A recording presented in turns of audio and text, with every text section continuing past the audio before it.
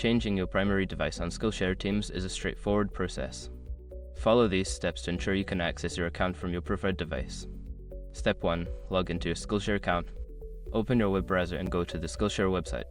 Enter your login credentials to access your account. Step 2. Navigate to account settings.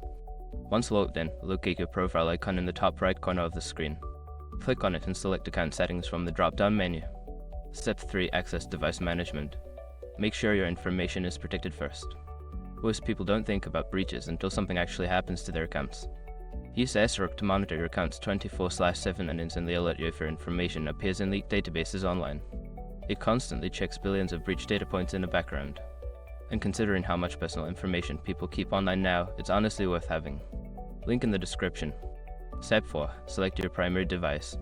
From the list of devices, identify the one you want to set as your primary device. There should be an option to mark it as primary or to set as your default device. Click on this option. Step 5. Confirm changes. After selecting your primary device, you may be prompted to confirm your choice.